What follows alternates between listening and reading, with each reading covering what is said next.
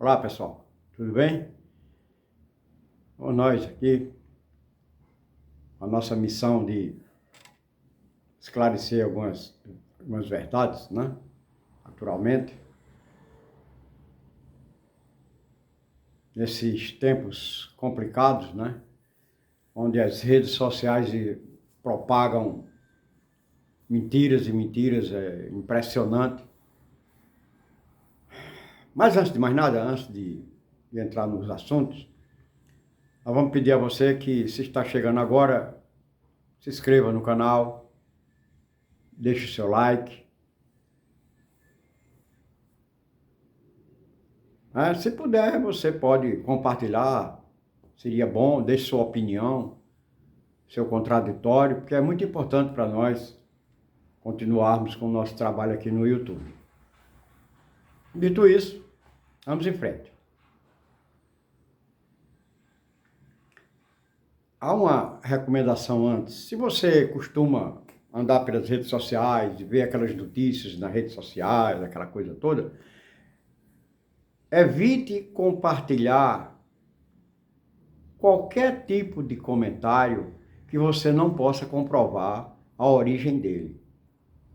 Porque isso vai estar contribuindo para que a verdade seja estabelecida, mas principalmente para que você caia numa roubada de estar passando para frente comentários mentirosos produzidos por robôs e outras criaturas que por aí, que é o que mais tem na internet. Ontem foi sabatinado no Jornal Nacional da Rede Globo o presidente da República, Lula. A Rede Globo passou 10 minutos de um programa com uma audiência estúpida, perguntando ao presidente sobre algo que não tinha nada a ver com o presidente, que é o caso que a imprensa tenta fabricar sobre o filho do presidente, o Lula, Luiz Fábio. Botaram até um apelido nele, Lulinha, é impressionante. Ele nunca foi chamado de Lulinha por ninguém da família, mas a imprensa, no afã de fazer a ligação, criou o apelido Lulinho. Faz 20 anos, para você ter uma ideia, 20 anos, que o filho de Lula é investigado. Já inventaram que ele era dono da Friboi, que tinha Ferrari de ouro, inventaram tudo. Agora estão atrás de inventar um tráfico de influência. É porque, como ele diretamente não existe nada contra ele, agora estão o amigo do amigo da amiga. Até um caso engraçado, antigamente a gente nas brincadeiras, porque o Brasil é famoso em carteirada, né? Do tipo assim, você sabe com quem está falando? E a gente tinha umas brincadeiras no interior que dizia, peraí, tenha calma aí. Eu sou primo da irmã da prima do guarda noturno. Então, vai devagar. Isso a gente brincava muito no interior com relação a isso. É o caso que está acontecendo agora. Porque se você olhar direitinho com os olhos e a cabeça de quem quer entender determinadas coisas, você vai ver que o presidente atual, Lula, tem contra ele a Globo, a Record, a Bandeirante, a CNN, o Folha de São Paulo, Estado de São Paulo, o UOL, enfim, a imprensa. Aí você diz, não, mas a imprensa, não, necessariamente, a imprensa não é a verdade. Lembre-se, a imprensa é uma empresa comercial. Via de regra, a grande mídia é empresa comercial e, para tanto, precisa de patrocínio. E quem patrocina, e não é barato, 1 minuto, por exemplo, no Jornal Nacional, é uma pequena fortuninha. E é claro que eles representam o patronato. E representando o patronato, não vai dizer nada que desagrade o patronato. Você pode perguntar, mas eles só dizem mentira? Não. Eles só não esclarecem a verdade. o atalho, né? O grande atalho. Mas fora isso, durante a sabatina, Lula não mostrou só que é uma figura fora do contexto na política mundial hoje. Ele é gigante, é grande. E os primeiros 10 minutos que serviu para ele ficar na defensiva, o restante deram uma brecha, aí Lula dominou. Porque isso ele sabe fazer com muita propriedade. Não deram espaço para ele dizer as coisas do seu governo, até a questão que está agora no Congresso Nacional sobre a jornada 6x1, que ficou de fora, porque não se deu oportunidade, mas pelo menos deu tempo dele mandar os recados para a grande mídia. Deu para ele dizer, por exemplo, que ele entendia muito bem o que está sendo feito com o filho, Luiz Fábio, porque ele sofreu. E aí ele foi direto. A mídia transformou em herói dois grandes mentirosos desse país, Moro e Dallagnol. Ela comprou a mentira deles e vendeu, e muito bem vendida, com o único intuito de tirá-lo da eleição de 2018. E ele podia ter fugido do Brasil e não fugiu, porque sabia que estava com a verdade. É assim que funciona.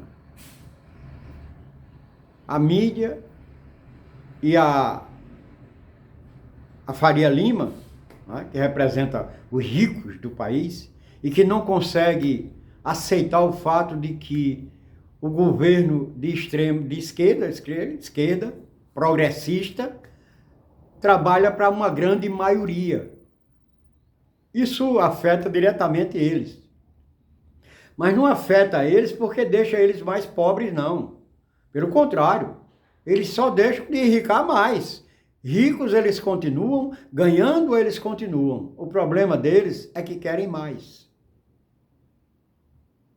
Esse é o problema. A ganância, que não consegue perceber que o país é composto de pessoas que precisam de oportunidades.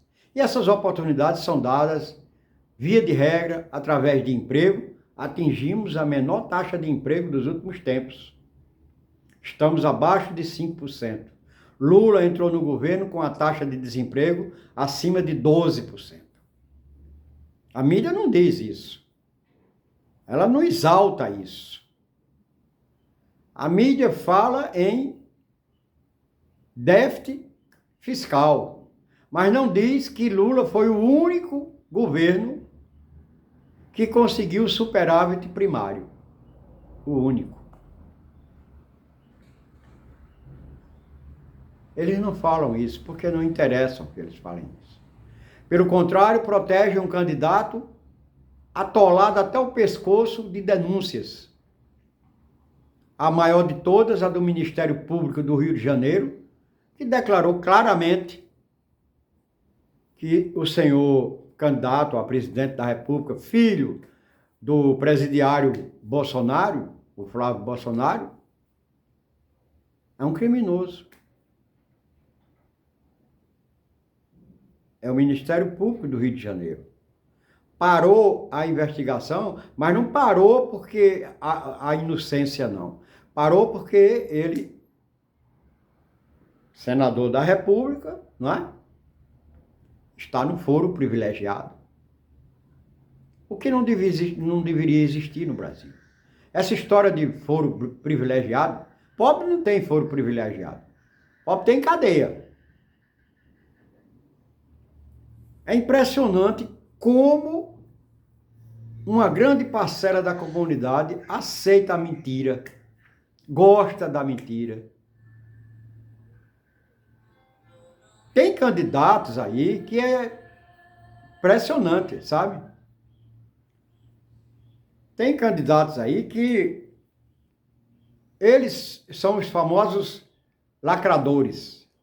Como eles não têm projeto, ataca, guarda aquela parte do ataque e lacra, joga nas redes sociais. É essa a postura deles. A maioria dos candidatos de direita, e extrema direita principalmente, ataca de forma especial as mulheres. E o grande eleitorado desse país é composto por mulheres. E aí eu volto àquela história que eu sempre digo.